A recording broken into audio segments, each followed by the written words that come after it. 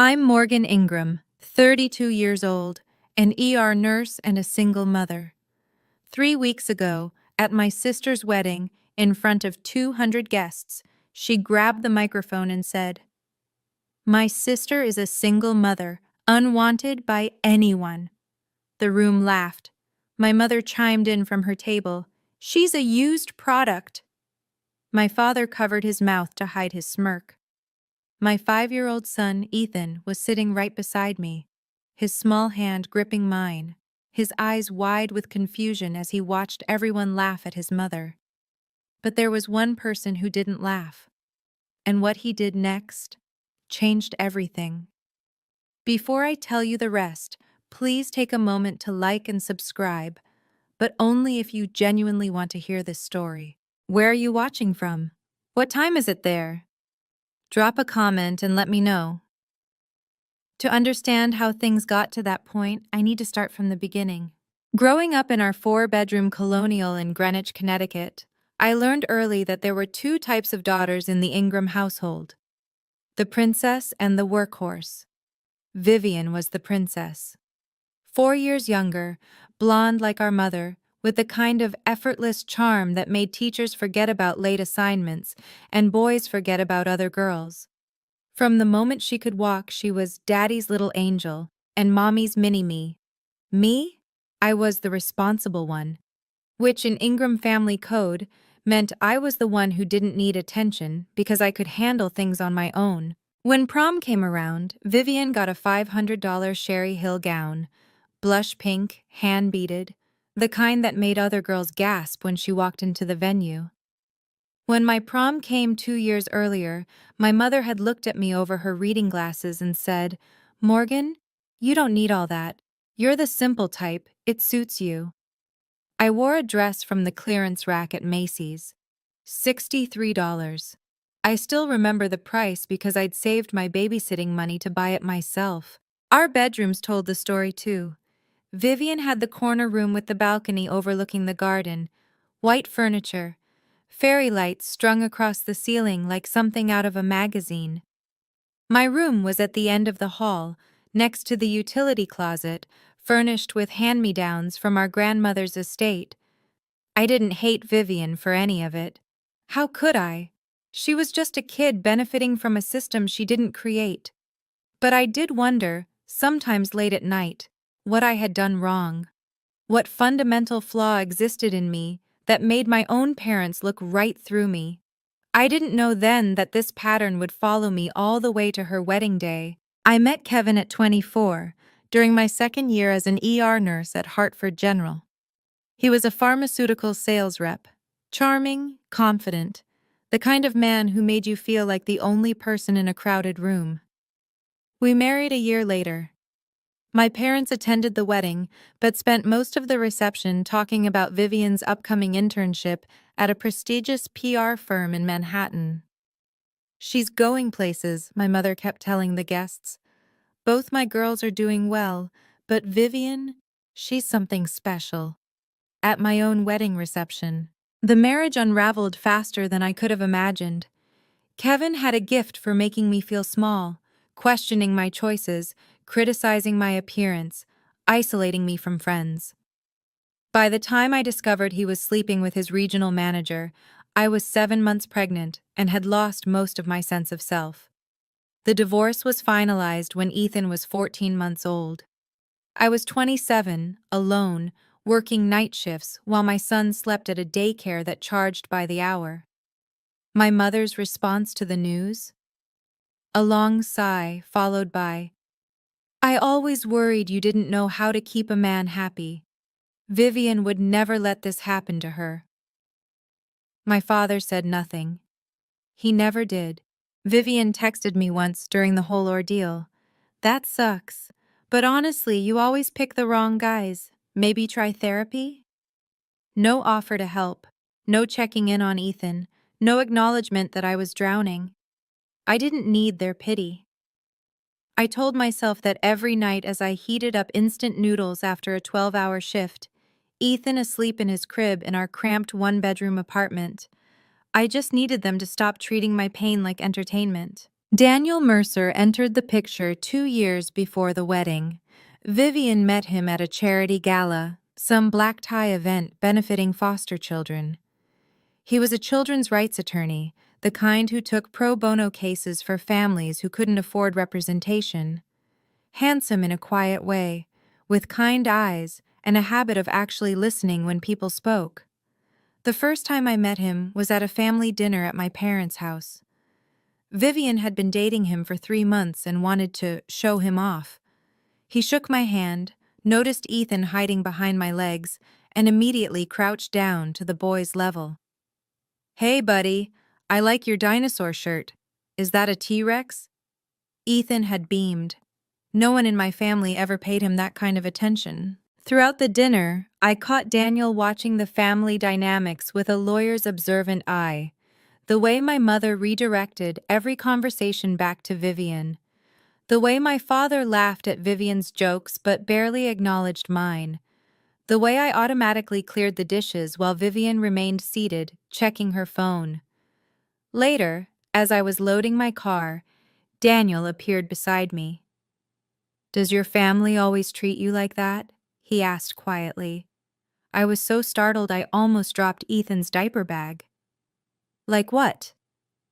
"Like you're invisible." I forced a laugh. "That's just how we are. Vivian's the star, I'm the supporting cast." He didn't laugh, just nodded slowly, something unreadable in his expression. "You're a good mother," he said. "Ethan's lucky to have you." Then he walked back inside.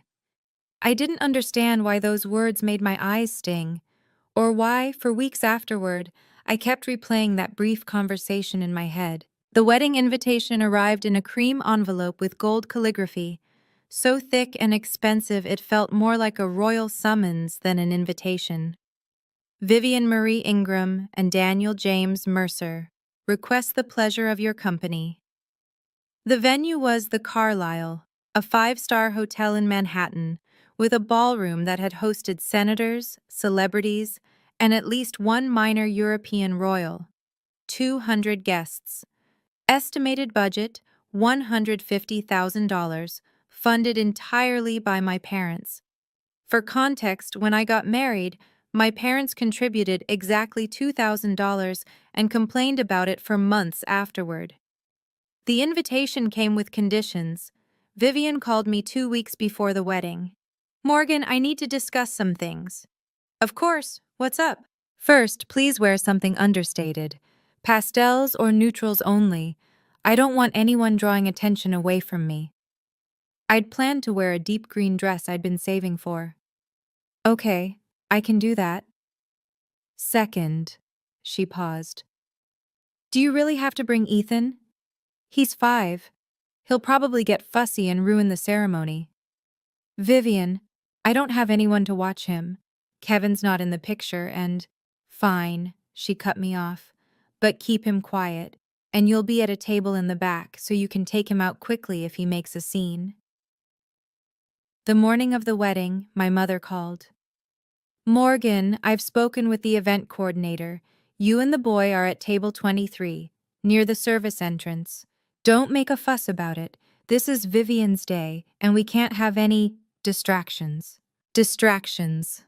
That's what my 5-year-old son was to them. I should have seen it then. The setup, the positioning, the careful orchestration of my humiliation. But I didn't. I just wanted to survive the day. The Carlisle ballroom was breathtaking, soaring ceilings dripping with crystal chandeliers, white roses cascading from every surface, a string quartet playing Vivaldi in the corner. The kind of wedding you see in bridal magazines, the kind that makes guests whisper about how lucky the couple must be.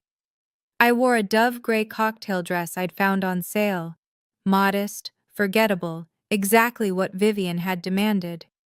Ethan looked adorable in his little navy vest and khakis, his hair neatly combed, clutching my hand as we walked into the overwhelming grandeur. "Mommy, it's so pretty," he whispered, eyes wide. "It is, baby. Let's find our table."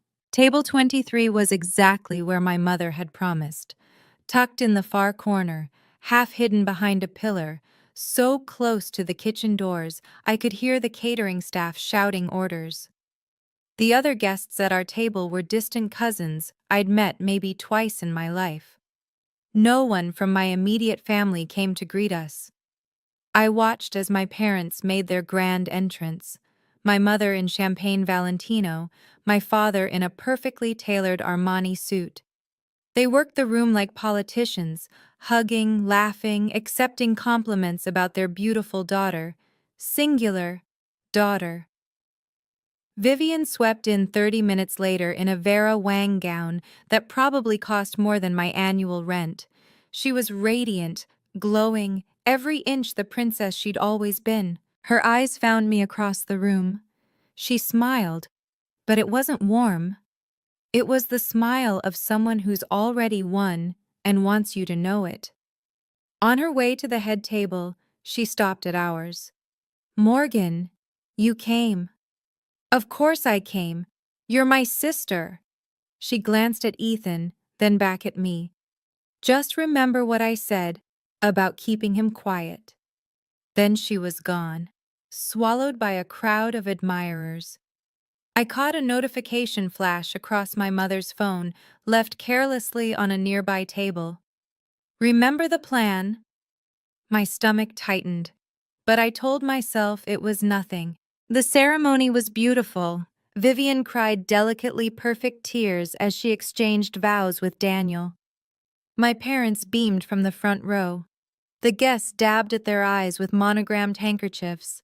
I sat in the back, Ethan on my lap, and tried to feel something other than hollow. During the cocktail hour, the photographer gathered the family for portraits.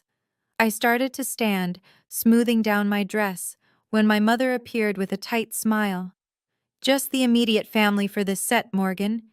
Parents of the bride. I'm her sister. We're doing a smaller grouping first, you understand?" I understood. I always understood. Ethan tugged at my sleeve. "Mommy, why can't we be in the picture?" "We'll take our own pictures later, sweetheart. Smile for Mommy." I held up my phone and snapped a photo of him, trying to ignore the burning behind my eyes. At the reception, I watched from our distant table as aunts and uncles I'd known my whole life approached the head table to congratulate Vivian and Daniel. Not one of them stopped by to say hello to me. "Morgan, is that you?" Aunt Linda, my mother's sister, paused on her way to the bar. She looked uncomfortable. "I almost didn't see you back here." "The seating chart's creative," I said, forcing lightness into my voice. She glanced toward the head table, then back at me. Something like guilt flickered across her face. "Patricia's always had her preferences, I'm sorry, honey." Before I could respond, she was gone. I noticed Daniel's friend Mike setting up his phone on a small tripod at the edge of the dance floor, angled toward the stage. Probably live streaming for relatives who couldn't attend. I didn't think much of it then. I had no idea that phone would become the most important witness to what happened next. The clinking of silverware against crystal silenced the room. The MC, a polished man in a three-piece suit, stepped up to the microphone. "Ladies and gentlemen, the bride would like to say a few words." Applause rippled through the ballroom as Vivian rose from her seat, radiant in the glow of a dozen spotlights. She took the microphone with practiced ease, her Cartier bracelet catching the light. "Thank you all so much for being here," she began, her voice honey-sweet. "This is the happiest day of my life, and I'm so grateful to share it with everyone I love." She smiled at Daniel, who watched her with an expression I couldn't quite read. "First, I want to thank my incredible parents. Mom, Dad, you've given me everything. Your love, your support, your belief in me. I am who I am because of you." My mother pressed a hand to her heart, tears already forming. My father nodded proudly. "And I want to talk about family," Vivian continued, her tone shifting slightly. "About what family really means. About the lessons I've learned from watching everyone." Her eyes swept the room and landed on me. The warmth in her expression cooled. Especially my sister. Ethan perked up beside me. Mommy, Aunt Viv is talking about you. I know, baby. Shh. But something in Vivian's smile made my blood run cold. It wasn't affection. It wasn't gratitude. It was anticipation. Morgan, could you stand up? Vivian called out, her amplified voice bouncing off the chandeliers. I want everyone to see you. 200 faces turned toward our corner table. My legs felt like they were filled with concrete, but I stood. Ethan looked up at me confused. There she is, Vivian said, her smile widening. My big sister, the one who taught me so many valuable lessons about life. See, my sister Morgan is a single mother. The words hung in the air, sharp and deliberate. A few guests shifted uncomfortably. Vivian's smile didn't waver.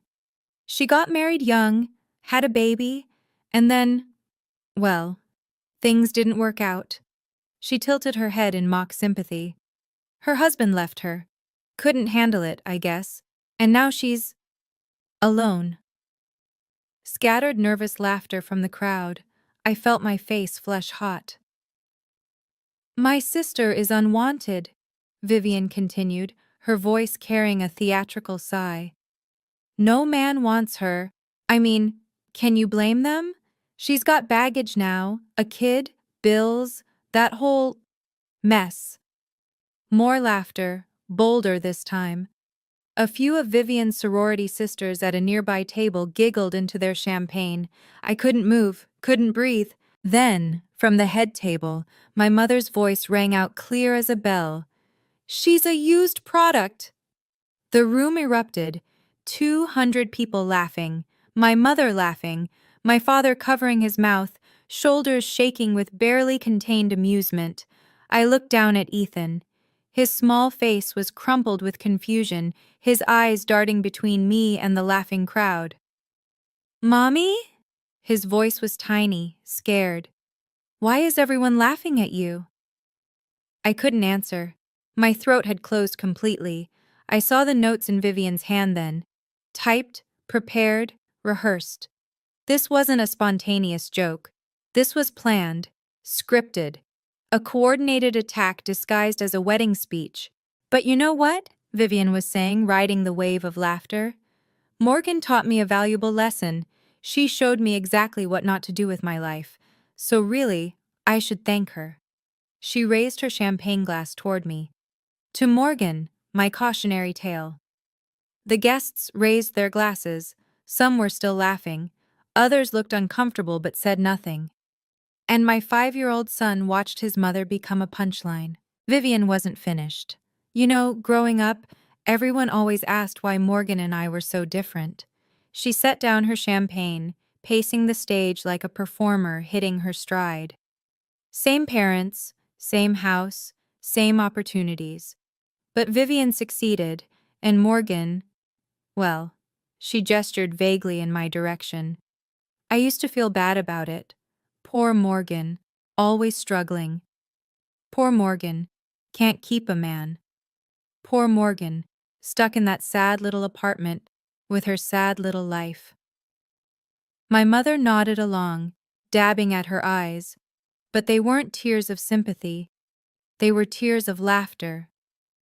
But then I realized, Vivian continued, some people are just meant to be warnings, not examples. And my sister? She's the best warning I could ask for. Applause. Actual applause. I felt Ethan's hand tighten around mine. His whole body was trembling. Mommy, I want to go, he whispered, his voice cracking. I know, baby. I know. But my legs wouldn't move. I was frozen, pinned under the weight of 200 judging eyes, my mother's cruel laughter, my father's complicit silence. This was rock bottom, I thought. This was the lowest point. I was wrong. Vivian raised her glass again. Honestly, Mom's right. Morgan is a used product, damaged goods. But hey, she shrugged with theatrical innocence. At least she's here to see how a real success story ends. The laughter swelled, and then movement from the head table. Daniel pushed back his chair. His jaw was tight, his eyes fixed on Ethan's small, shaking form pressed against my side. For a moment, I thought he was leaving, walking out on his own wedding. Instead, he walked directly toward the stage, toward Vivian, toward the microphone. The laughter faltered, then died. No one knew what was about to happen, including me. Daniel moved with purpose, his polished Oxford shoes clicking against the marble floor in the sudden silence. The string quartet had stopped playing. Guests froze mid-sip, mid-laugh, mid-whisper. Vivian's confident smile flickered. "Daniel? Baby, what are you—" He didn't answer, didn't even look at her. His eyes were locked on our table. On Ethan. My son had buried his face against my hip, his small shoulders shaking with silent sobs. He didn't understand why everyone was laughing at his mommy. He just knew it hurt. Daniel saw that, and something in his expression hardened into steel. He reached the stage in 6 strides. Vivian was still holding the microphone, her smile frozen in confusion. "Daniel, sit down. I'm not finished with my—" He took the microphone from her hand. Not grabbed, not snatched. Just calmly, firmly removed it from her grip like confiscating a dangerous object from a child. "Daniel!" Vivian's voice pitched high with alarm. "What are you doing?"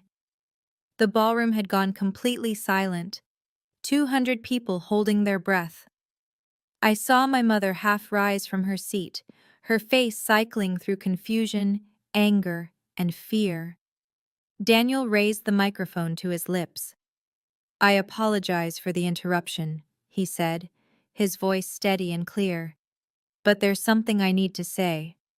He turned to look at me. Really look at me. Not through me, not past me, but directly at me. Then he turned back to face the crowd. "I've spent 2 years watching how this family treats Morgan Ingram. 2 years of dinners where she's ignored. 2 years of holidays where she's excluded. 2 years of watching her be treated as less than nothing by the people who are supposed to love her." Vivian grabbed at his arm. "Daniel, stop! You're embarrassing me." He stepped away from her touch. "No, Vivian, you did that yourself." Daniel's voice carried across the silent ballroom, steady as a courtroom closing argument. "I'm a children's rights attorney. I've dedicated my career to protecting kids from family trauma, from environments that damage them, from adults who should know better." He pointed toward our table, toward Ethan still pressed against my leg, still trembling. "That little boy is 5 years old. 5. And you just made him watch 200 adults laugh at his mother. You called her unwanted. You called her damaged goods. You called her a used product." His voice cracked with barely contained fury. "In front of her child." Silence. Absolute, ringing silence. My mother's face had gone pale. My father stared at his plate. "I've spent my whole life fighting against exactly this kind of cruelty," Daniel continued. "And I cannot, become part of a family that inflicts it." He turned to Vivian. She was frozen, her perfect makeup suddenly garish under the harsh lights, her carefully crafted facade crumbling in real time.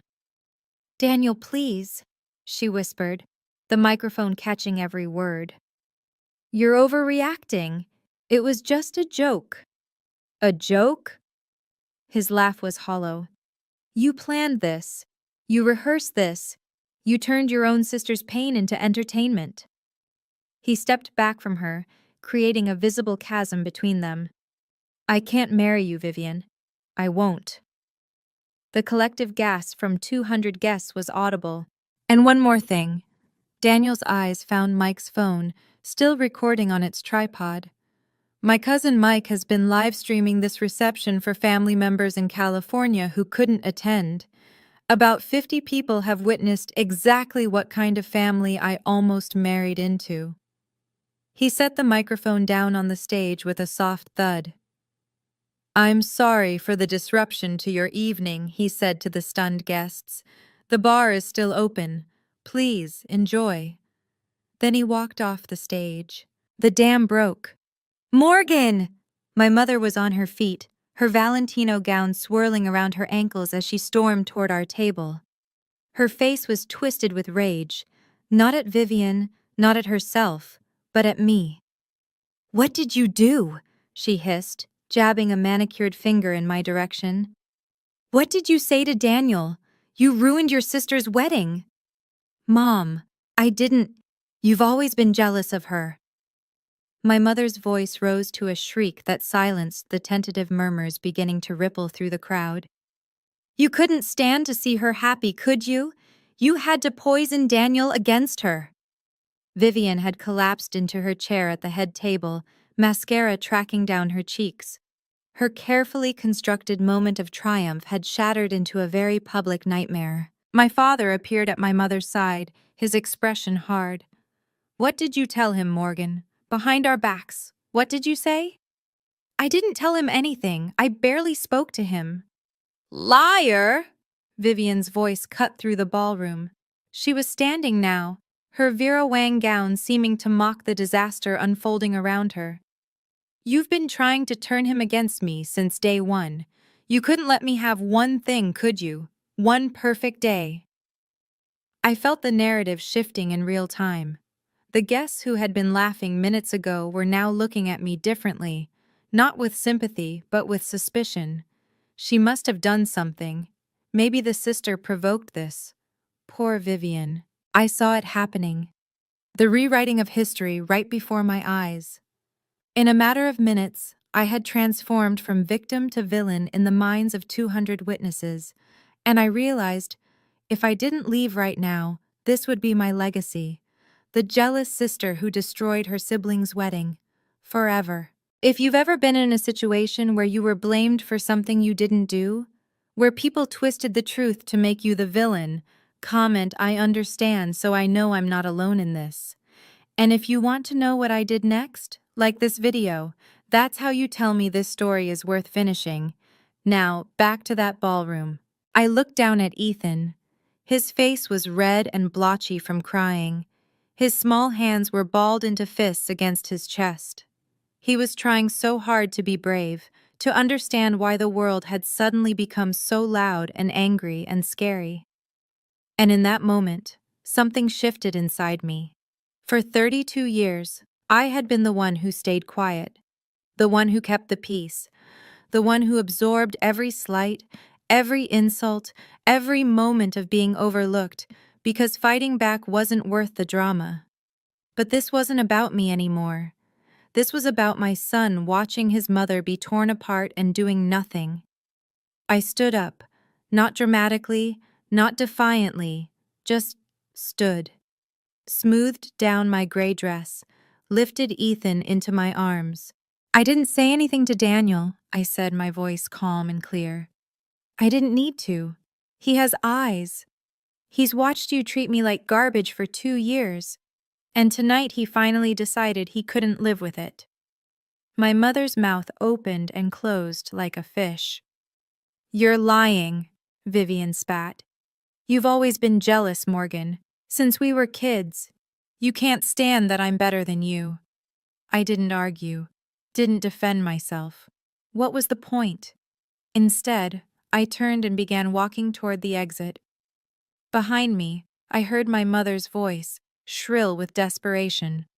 "Morgan, you come back here and apologize to your sister right now." I didn't turn around. Ethan wrapped his arms around my neck, his wet cheek pressed against mine. "Mommy," he whispered, "are we going home?" "Yes, baby." "Good." A pause. "I don't like it here." "I know, sweetheart." I kissed his forehead as the ballroom doors loomed ahead. "Neither do I." The walk from table 23 to the ballroom exit was approximately 40 feet. It felt like 40 miles. I kept my back straight, my steps measured. Ethan clung to me, his face hidden against my shoulder. Around us, 200 guests sat in stunned silence, watching the drama unfold like a live theater performance they hadn't paid to see. I saw Daniel standing near the doorway. He wasn't fleeing the scene. He was waiting, When I reached him, he stepped forward, blocking the path just long enough to speak. Morgan. His voice was quiet, meant only for me. I'm sorry. I should have said something years ago. I should have. Don't apologize. I shifted Ethan on my hip. You just saved my son from watching his mother be humiliated without anyone caring. That's more than anyone in my own family has ever done. He reached into his jacket pocket and produced a business card. Simple white cardstock, professional black text. Daniel Mercer, attorney at law, family and children's rights. If you ever need anything, legal help, a reference, anything at all, call me. Pro bono. I mean it. I took the card and tucked it into my purse. Thank you. For Ethan. Behind us, I could hear Vivian's voice rising in hysterics, my mother trying to calm her, my father issuing terse commands to the bewildered wedding planner. I didn't look back. I pushed through the ornate doors into the hotel corridor, my heels clicking on the marble floor. Ethan lifted his head as the noise of the ballroom faded behind us. Mommy, are you sad? I thought about the question. Really thought about it. No, baby, I'm not sad. For the first time in a very long time, I realized I wasn't lying. How about some pancakes when we get home? His face lit up. With chocolate chips? All the chocolate chips you want. By the time I got Ethan bathed, fed, and tucked into bed with his favorite dinosaur, my phone had accumulated 47 missed calls. 31 from my mother, 12 from Vivian, 4 from my father. I scrolled through the text messages while sitting on the edge of my bed, still in my gray dress, still wearing the makeup I'd so carefully applied that morning. Mom, 10:47 p.m. You ruined everything. Call me now. Mom, 10:52 p.m. Vivian is hysterical. Daniel left. This is all your fault. Mom, 11:15 p.m. Don't you dare ignore me. Morgan Elizabeth Ingram. Vivian, 11:23 p.m. I will never forgive you for this. Never. You destroyed my life. Dad, 11:45 p.m. Your mother is very upset. You need to call her. I set the phone face down on my nightstand. Then I saw a message from an unexpected number. Aunt Linda, my mother's younger sister, the one who had approached me at the reception. Aunt Linda, 12:02 a.m. Morgan, I watched the live stream from Mike's phone. Honey, I am so sorry. I had no idea Patricia and Vivian were capable of something like this. I'm ashamed of my own sister right now. Please know that you didn't do anything wrong. I'm here if you need to talk. I read it twice, then a third time. It was the first acknowledgement from anyone in my family, extended or otherwise, that what happened to me was wrong. Not my fault. Not something I provoked or deserved. Wrong. The tears I'd held back all night finally came. Quiet tears, the kind you cry when you're relieved and heartbroken at the same time. Someone had seen me, really seen me, and that single text meant more than 32 years of hoping my own mother would. The screenshots arrived at 8:47 the next morning. Rachel, my best friend since nursing school, had texted at 3 a.m. Don't read anything until you call me. Seriously, I have something you need to see. By the time I woke up, Ethan happily watching cartoons in the living room, there were 17 images waiting in my messages. Rachel had prefaced them with, "A mutual friend's daughter is dating one of your cousins. She saw the family group chat. Morgan, they planned this." I opened the first screenshot. It was a group chat titled Ingram Family, No Morgan. A chat I'd been removed from 6 months ago after asking why I wasn't invited to Christmas Eve dinner. The messages were dated 2 weeks before the wedding. Vivian. I've been working on my speech. I'm going to call her out in front of everyone, make her see what a disappointment she is. Mom, just don't go too far, sweetie. We don't want to seem cruel. Vivian. Mom, she deserves it. She shows up with that kid like she's not ashamed of her life choices. Someone needs to put her in her place. Mom, you're right. She's always been an embarrassment. Just make it funny. People love a good roast. Dad, just don't mention me in it. Vivian, trust me, she won't say anything back. She never does. I stared at the screen until the words blurred. They had planned it, orchestrated it. My mother had helped write the speech that called me a used product in front of 200 people. And my father, my quiet, passive father, had known and said nothing. Rachel's final message read, "I'm so sorry, Morgan, but you needed to know. It wasn't spontaneous. It was a coordinated attack." She was right. I did need to know, because now I understood. There was nothing left to save. I sat with the screenshots for a long time. Ethan had fallen asleep on the couch, worn out from the chaos of the night before, his small chest rising and falling in peaceful rhythm. I watched him sleep and felt something settle inside me, something clear and cold and final. For 32 years, I had been chasing something that didn't exist: my mother's approval, my father's attention, my sister's respect. I had bent myself into impossible shapes, trying to earn love that was never going to come. I had accepted crumbs and called them enough. I had let them treat me like a placeholder, a supporting character in my own life story. And for what? So they could plan my public humiliation as a wedding gift to themselves? I closed the screenshots and opened a new document on my phone. I typed 2 words. No contact. That was it. No dramatic confrontation. No tearful phone call demanding explanations. No attempt to make them understand the depth of their betrayal. Just nothing. I would stop calling. Stop showing up to family events where I was only invited to be ignored. Stop hoping that someday, somehow, they would look at me and see someone worth loving. I wasn't going to announce it, wasn't going to give them the satisfaction of a scene they could spin into more evidence of my instability or jealousy. I would simply disappear from their lives the way they had always wanted me to. Quietly, completely, permanently. My phone buzzed with another call from my mother. I declined it and blocked the number. Then Vivian's. Blocked. Then my father's. Blocked. I looked at Ethan, still sleeping peacefully, and felt something unfamiliar loosen in my chest. Not anger, not grief, relief. "We're going to be okay, baby," I whispered to him. "I promise." They showed up 3 days later.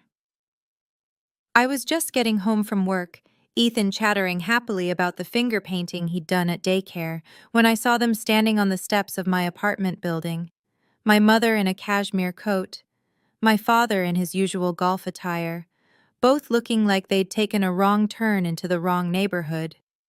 "Morgan," my mother's voice was ice, "we need to talk." Ethan's grip tightened on my hand. "Mommy, why is Grandma here?" "I don't know, sweetheart. Go wait inside with Mrs. Patterson, okay? I'll be right there." My elderly neighbor had already appeared in her doorway, drawn by the tension in the hallway. She gave me a knowing look and held out her hand to Ethan. "Come on, honey, I just baked cookies." Once he was safely inside, I turned to face my parents. "You blocked our numbers," my mother said, her voice trembling with outrage. "After what you did to your sister, you blocked us?" "After what I did? You poisoned Daniel against Vivian. You destroyed her wedding. The venue is demanding full payment. The caterers won't refund a dime. Do you have any idea how much money you've cost this family?"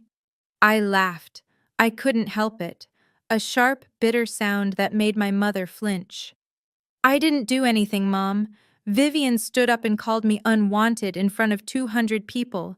You called me a used product. Daniel made his own decision based on what he witnessed." "It was a joke." My mother threw her hands up. "A harmless joke that you—" "In front of my 5-year-old son." My voice dropped to a dangerous calm. You humiliated me in front of Ethan. He asked me why everyone was laughing at his mommy. For the first time, something flickered in my mother's eyes, something almost like guilt, but it vanished as quickly as it came. Vivian is devastated, my mother pressed on, her voice softening into what she probably thought was maternal concern. Daniel won't return her calls. The wedding photos are ruined. She's talking about therapy, Morgan. Therapy. My baby girl. Then therapy might be exactly what she needs. My mother's face reddened. How dare you? Mom. I held up a hand. I'm going to say this once, and then I want you to leave.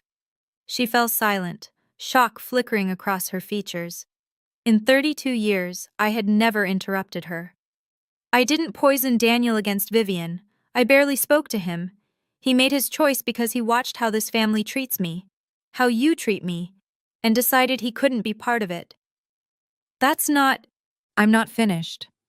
The words came out steady, unflinching. You planned that speech. I've seen the group chat screenshots. You helped Vivian decide exactly what to say.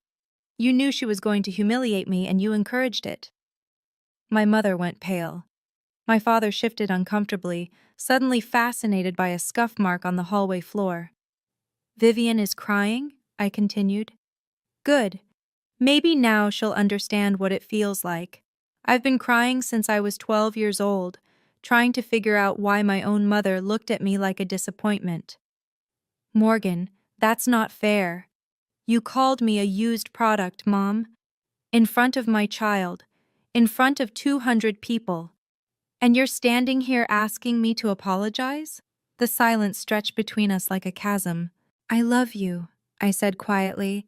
I've spent my whole life loving you and hoping you'd love me back. But I can't do this anymore. I won't raise Ethan in an environment where he learns that abuse is acceptable if it comes from family. I stepped toward my door. Please leave. If you've ever had to set a boundary with someone you loved, even when it broke your heart, comment boundaries. So I know you understand. And if you want to hear what happened next, keep watching, because what I'm about to tell you proves something important. Sometimes walking away is the most powerful thing you can do. Let me take you back to that hallway. My mother's face cycled through a dozen emotions in 3 seconds: disbelief, rage, hurt, calculation, before landing on her weapon of choice: tears. Morgan. Her voice cracked artfully. You're going to regret this. When I'm gone someday, you'll wish you'd been a better daughter. The guilt trip, classic Patricia Ingram. A year ago, it would have worked. 6 months ago, it would have made me apologize. Even a week ago, I might have hesitated. But that was before she laughed at her own daughter being called worthless, before she added her own knife to the wound, before I watched my son's face crumble as his grandmother made his mother into a punchline. Maybe, I said. Or maybe I'll look back and know that I protected my child from the same damage you did to me. The door to Mrs. Patterson's apartment opened. Ethan peeked out, cookie crumbs on his chin. Mommy, are you coming? I smiled at him. A real smile, warm and sure. Yes, baby, 1 minute. My mother lunged toward him, arms outstretched. Ethan, sweetheart, come give Grandma a hug. I stepped between them, not aggressively but firmly. No. The word hung in the air like a slap. He's my grandson. And he's my son, and I decide who gets access to him. My father finally spoke, his voice gruff with discomfort. Morgan, your mother is upset. Let's all just calm down and... Goodbye, Dad. I took Ethan's hand and guided him toward our apartment door. At the threshold, I turned back one last time. My mother was crying, real tears now, or close enough. My father stood helplessly beside her. I'm not doing this to punish you, I said. I'm doing this because I finally understand that I deserve better than what you've given me. Then I closed the door and locked it. The video spread faster than my mother could contain it. Within a week, It had made the rounds through the extended Ingram family, cousins, aunts, uncles, second cousins I'd never met, passed along like evidence in a trial. Aunt Linda called me on a Tuesday evening. "Morgan, I just got off the phone with your Uncle Robert in Sacramento. He saw the live stream. Well, he used words I won't repeat about your mother and Vivian. I didn't ask anyone to share it. You didn't have to. Mike sent it to his mother, who sent it to her bridge club, who sent it to everyone else. Honey, you know how family gossip works." I did. It was the same network that had spread rumors about my divorce, my failure to keep a husband, my status as the family disappointment. Now that network was working in my favor. "Your mother tried to call me yesterday," Aunt Linda continued, "wanted me to help manage the narrative. I told her the narrative managed itself the moment she opened her mouth in front of 200 witnesses and a camera. Despite everything, I felt a small, unexpected spark of satisfaction. How's Vivian?" Aunt Linda hesitated. "Not good. Daniel's officially ended things. His family sent back the engagement gifts with a letter from their lawyer, something about irreconcilable value differences. Professional courtesy wrapped around devastating rejection. And your mother?" Aunt Linda sighed. "She's been calling everyone trying to explain that it was just a joke that got out of hand. But people saw the video, Morgan. They heard her. No amount of spin changes what they witnessed with their own eyes." I thought about my mother, desperately dialing relatives, trying to rebuild a reputation she'd destroyed in 30 seconds of gleeful cruelty. "Let her spin," I said quietly. "I'm done explaining myself to people who don't want to understand." Vivian tried damage control 2 weeks after the wedding. She posted a lengthy statement on Facebook, carefully worded, professionally crafted, probably reviewed by a PR friend. "I want to address the misunderstanding at my wedding. What was intended as lighthearted family humor was taken out of context by those who don't understand our dynamic. My sister Morgan and I have always had a playful relationship, and I'm heartbroken that a private family moment was twisted into something malicious by outside parties with their own agendas." It continued for 6 paragraphs, never once apologizing, never once acknowledging what she'd actually said. The comments section became a battlefield. "Vivian, I've seen the video. There was nothing playful about it. You literally called your sister unwanted, and your mom called her used goods. How is that a misunderstanding? The video is still circulating. We can all see exactly what happened. Girl, this ain't it. Own your mistake." Rachel sent me screenshots of the meltdown, though I'd already muted everything related to my family. "She's getting destroyed," Rachel texted. "Her coworkers are asking questions. Someone said her boss called a meeting about professional conduct outside the workplace." I didn't feel triumphant. I didn't feel vindicated. Mostly, I felt tired. A few days later, I heard through Aunt Linda that Daniel's mother had called my mother directly. She said, and I'm quoting here, "I didn't raise my son to marry into a family of bullies. You should be ashamed of yourselves." Mrs. Mercer, a retired family court judge, had seen enough dysfunction in her career to recognize it instantly. Vivian had lost her fiancé, her reputation was crumbling, her job was under scrutiny, and I hadn't done anything. I hadn't needed to. The truth had been enough. Daniel called me 3 weeks after the wedding. I almost didn't answer. The number wasn't saved in my phone, and I'd become wary of unfamiliar callers. But something made me pick up. "Morgan, it's Daniel Mercer." I sat down on my couch, pulling a blanket over my legs. Ethan was asleep in the next room, and the apartment was quiet. "Daniel, hi. I hope I'm not overstepping by calling. I wanted to apologize." "You already apologized. At the hotel." "Not properly." He exhaled, and I heard exhaustion in his voice. I watched your family treat you like dirt for 2 years. 2 years, Morgan. And I told myself it wasn't my place to say anything. That Vivian would grow out of it. That they were just difficult. You didn't know how bad it was. I knew enough. His voice hardened with self-recrimination. I'm a children's rights attorney. I've built my career on recognizing toxic family dynamics. And I stood by and let it happen because I was in love with someone who didn't deserve that love. I didn't know what to say to that. The rawness of his confession left me speechless. That night, he continued, when I saw Ethan's face, God, Morgan, that little boy watching his mother be destroyed for entertainment, I couldn't stay silent anymore. You didn't just stay silent, you ended your own wedding. It was the right thing to do, the only thing. He paused. I meant what I said about legal help. If you ever need assistance with custody issues, or if your family tries to harass you, anything, I will help. No strings, no charge. Why? Because your son deserves to have someone in his corner, and so do you. I felt tears prick my eyes, but they weren't sad tears. Thank you, Daniel, for everything. 6 months passed. Strange how life rebuilds itself when you remove the people who kept tearing it down. I received a promotion at work, senior charge nurse, ER department. My supervisor called me into her office on a random Tuesday and said, Morgan, your patient satisfaction scores are the highest in the unit. You're calm under pressure, you're compassionate, and you're exactly the kind of leader we need. Congratulations. I cried in the bathroom afterward. Happy tears.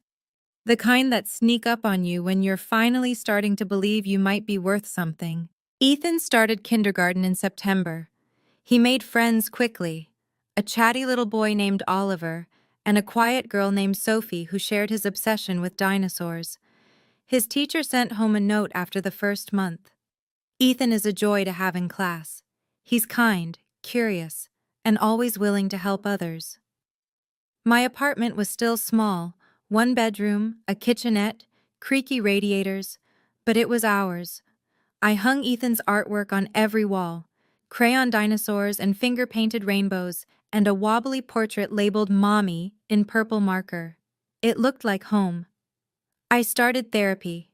Once a week, 50 minutes, unpacking 32 years of being told I wasn't enough.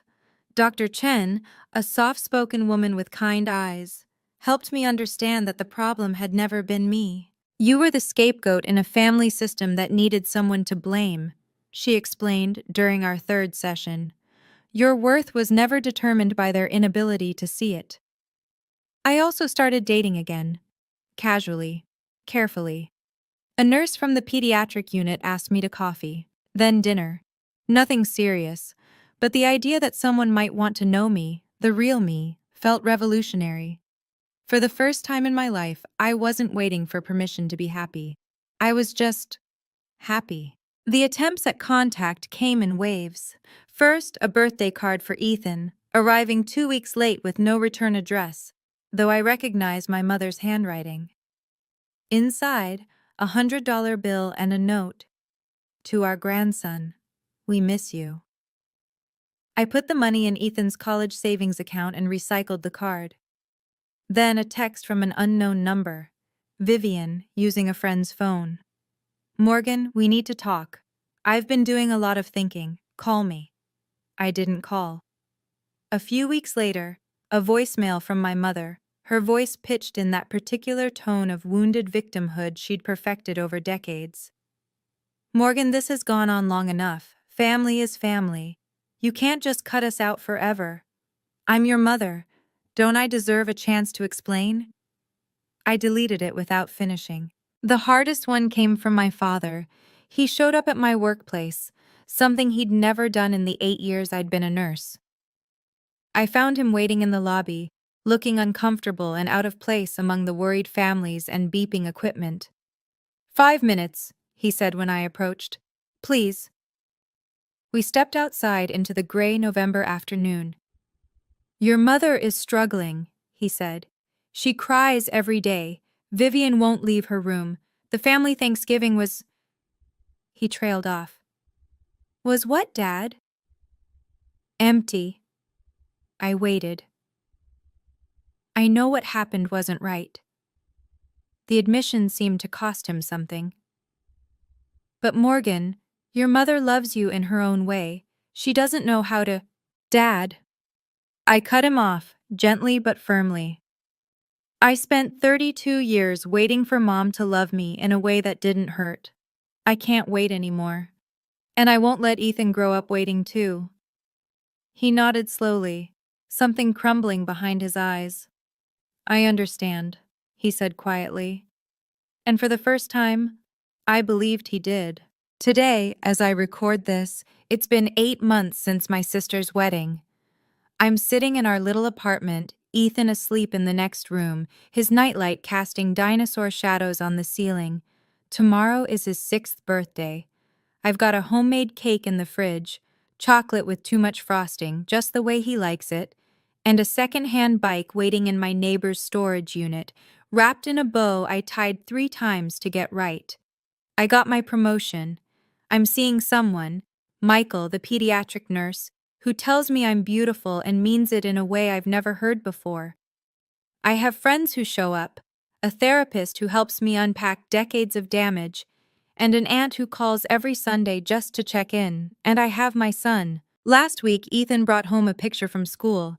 It was a family tree assignment, and while most kids drew grandparents and cousins and sprawling networks of relatives, Ethan had drawn just 2 figures. A tall woman with brown hair, a small boy beside her, holding her hand. "That's our family, Mommy," he said proudly. "Just us." I hung it on the refrigerator, right at eye level. My mother hasn't stopped trying to reach me, neither has Vivian. I get the occasional message through relatives, the rare handwritten letter that goes straight into the trash. I don't hate them. That's the strange part. I spent so long being angry at the favoritism, the cruelty, the 1,000 small cuts of growing up invisible. But somewhere along the way, the anger faded into something quieter. Not forgiveness, not reconciliation, just peace. I chose myself. I chose my son. And that choice, hard as it was, saved us both. Sometimes the bravest thing you can do is walk away. If you'd told me a year ago that I'd cut off my entire family, I would have laughed or cried, probably both. I grew up believing that family was everything, that blood ties were unbreakable, that love meant enduring whatever treatment you received because that's what daughters do. Good daughters, loyal daughters. I was wrong. Family should be a safe place, a space where you're celebrated, not tolerated, where your presence is welcomed, not weaponized, where your children can grow up knowing they're enough, exactly as they are.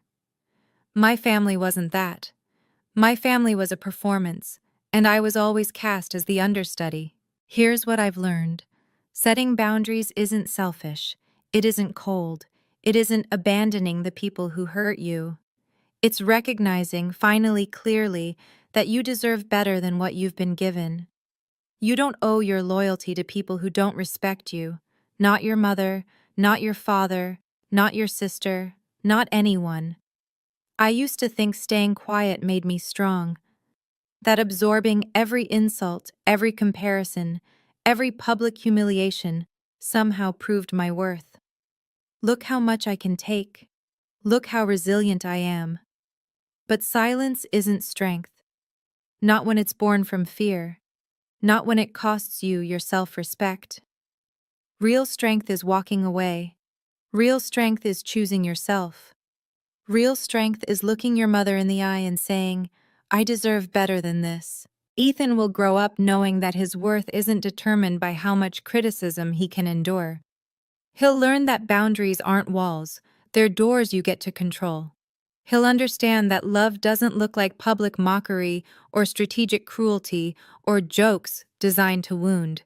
That's my legacy. Not the Ingram family name, just a mother who chose her son and herself. For those wondering what happened to everyone else, here's what I know. Vivian started therapy, according to Aunt Linda. Real therapy, with a licensed professional, working through issues that apparently run deeper than anyone realized. I don't know the details, and I don't need to. I hope she finds whatever she's looking for. I hope she becomes someone capable of genuine kindness. But that's not my journey to witness. My mother continues to call me difficult and unforgiving to anyone who will listen. She's rewritten the narrative so thoroughly that some relatives believe the wedding incident was my fault, that I provoked Vivian, that Daniel was always unstable, that the whole thing was blown out of proportion. I don't correct them. The people who matter know the truth. My father sent me a text a few weeks ago, just 3 words. I'm sorry. No explanation, no excuses, no request to reconcile. I read it, sat with it for a long time. Then I put my phone down and went about my day. Maybe someday I'll respond. Maybe I won't. Healing isn't linear and forgiveness isn't a requirement. Aunt Linda has become the family I always needed. She drives down from Hartford every other month to take Ethan to the Children's Museum, loads me up with Tupperware of homemade soup, and never once pressures me to give your mother another chance. Family is who shows up, she told me once, over coffee in my cramped kitchen, not who shares your last name. She was right. Daniel Mercer sent Ethan a dinosaur encyclopedia for his birthday. No note, no strings, just a gift from someone who remembered a scared little boy and wanted to make him smile. Small kindnesses, they add up. They mean more than 200 laughing guests ever could. So that's my story. A wedding that became a funeral, not for a marriage, but for 32 years of trying to earn love that was never coming. A 5-year-old boy who taught his mother that some people are worth fighting for, and some aren't. A choice to walk away, not in defeat, but in victory. I'm not telling you this because I want pity. I stopped needing pity somewhere between the 47th missed call and the first morning I woke up without dreading my phone. I'm telling you this because I know I'm not alone. Some of you watching this have mothers who look through you, sisters who compete instead of celebrate, fathers who stay silent when they should speak up, family gatherings that feel like minefields. Some of you have already walked away. Some of you are still trying to figure out how, and some of you are still hoping, like I did for so long, that if you just try harder, love better, make yourself smaller, eventually they'll see your worth. They won't. Not because you're not worthy, because they can't. And that's not your failure to fix. Thank you for listening to my story.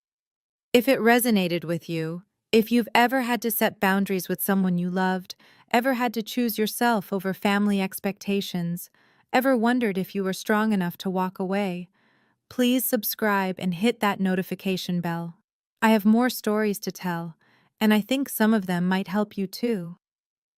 Check out the description for another video about setting boundaries with toxic family members. And if you're comfortable, drop a comment. Have you ever had to cut someone off for your own peace? I'd love to hear your stories too. You're not alone in this. None of us are.